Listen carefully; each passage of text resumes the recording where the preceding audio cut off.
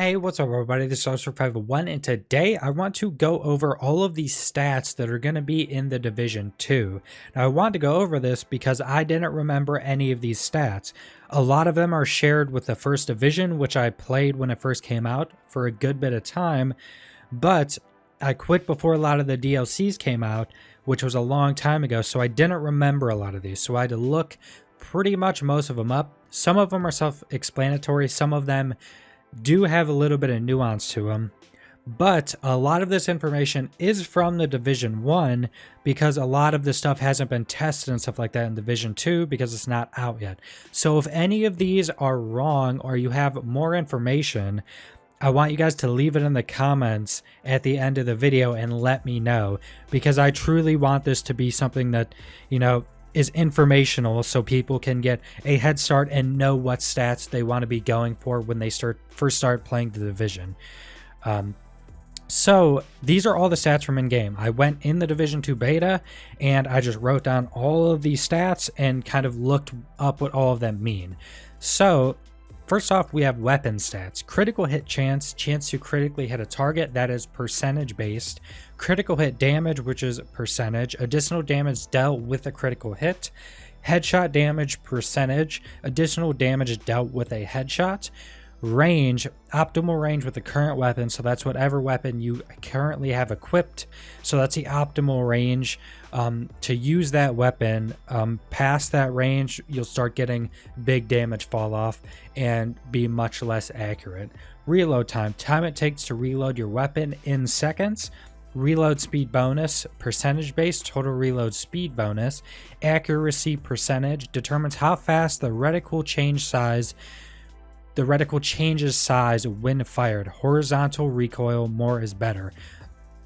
So this one could possibly be changed because I didn't find any specific information for this or stability, but I'm assuming since the Division 2 is going to be still pretty similar to Division 1, these will probably be the same, and all the information I found was that accuracy is horizontal recoil, stability, which affects how hard the weapon is to control when fired for prolonged periods of time, and stability is vertical. So accuracy is horizontal recoil, stability is vertical, then accuracy also determines how fast the reticle changes sizes when fired. So this is basically, some guns do it one way and some do it the other. So I'm pretty sure LMGs, the more you're firing them, the closer your spread actually becomes, and some other weapons like SMGs or stuff like that, their reticle gets bigger, so it gets less accurate. And then stability affects how hard the weapon is to control, so basically how much it moves, so that's vertical recoil, and accuracy is horizontal. Offense, weapon handling percentage, vertical recoil, more is better. So that's just more basically overall handling. All weapon damage bonus percentage, bonus damage for all weapons. Assault rifle damage percentage bonus. Assault rifle damage increases. These ones you don't really need an explanation, it's in the title. LMG damage bonus percentage, SMG percentage damage bonus, shotgun percentage damage bonus, marksman rifle, pistol percentage damage, rifle damage bonus, damage to elites percent, so overall damage to elites, armor damage or overall damage increase to elites. Armor damage percentage, overall damage done to enemies' armor. Health damage, overall damage done to the health of enemies when they do not have armor, or if they're enemies without armor. Armor is the amount of total combined armor you have from gear, which I haven't found any other information on the armor system in Division 2 because this is new to Division 2. It's basically second health bar above your health, but there's a little bit of difference. So armor, which there's also a health we get onto later in the defense, but armor basically does not regen unless you have the armor regeneration stat while in combat. Health also has that, but from what I saw in the beta was that baseline you do have health regen in combat that starts to regen after not taking a damage in a certain amount of time.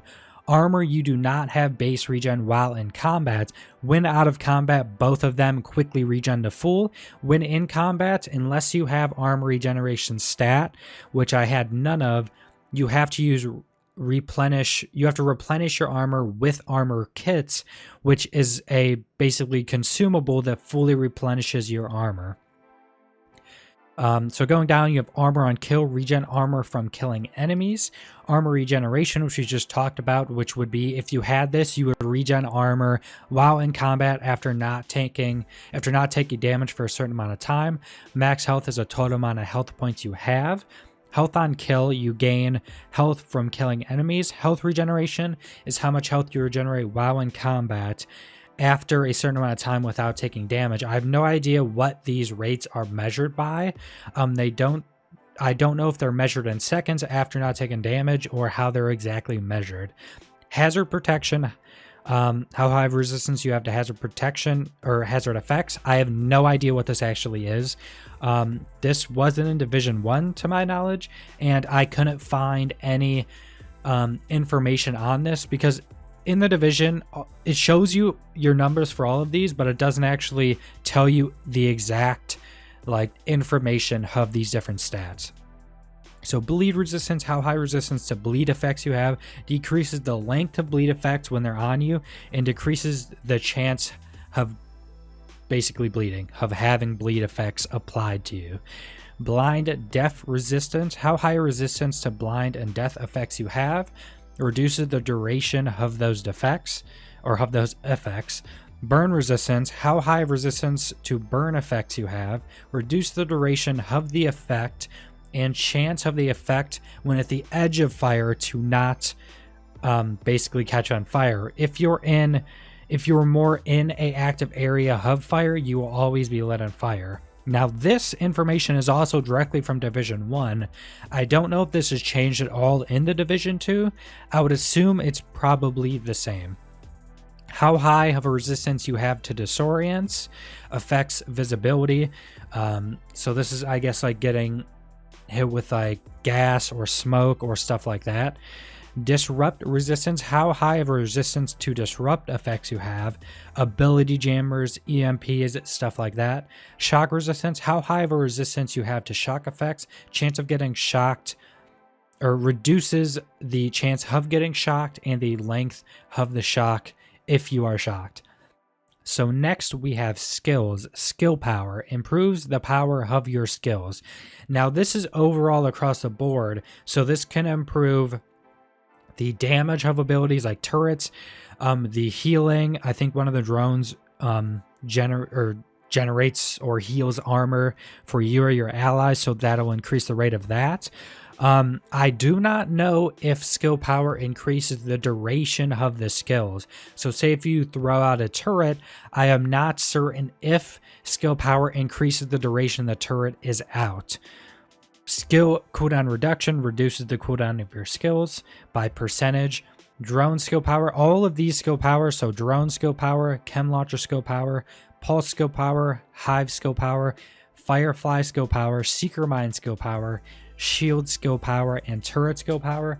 That's just increasing the power of those specific abilities. It's the same thing as skill power, just it only increases the power of that ability. And from what I found out, the only thing I found that I know for a fact this does is increases healing and damage. Now this is from the Division 1, so there are new abilities that could possibly be affected in different ways that they weren't affected by in the first game because abilities do new things. So if you have any information on that from, I don't know, closed betas from the Division or just some information that I have missed, let me know in the comments.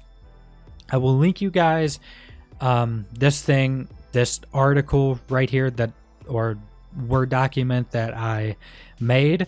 And if there's any information you guys have that is to correct any of the information on any of these stats, leave it in the comments and I will update this with any new information I get. I didn't find any actual like links or anything like that that had the basic stats lined up and explained all throughout all of the different base skills. You know, there's tons of articles and tons of information on like the sets, the weapons, but none of the base stats, which is pretty important, especially if you're a new player coming to this game. If you're new to RPGs or looter based games, it can be pretty overwhelming. So subscribe if you want to see more Division 2 videos. Leave a like if you like the video. Leave a comment down below what you think about the Division 2. Also, please leave a comment if you have any updates on any of these stats, any new information. Leave it in the comments as well, and I will change that as soon as I get new information. And thanks for watching.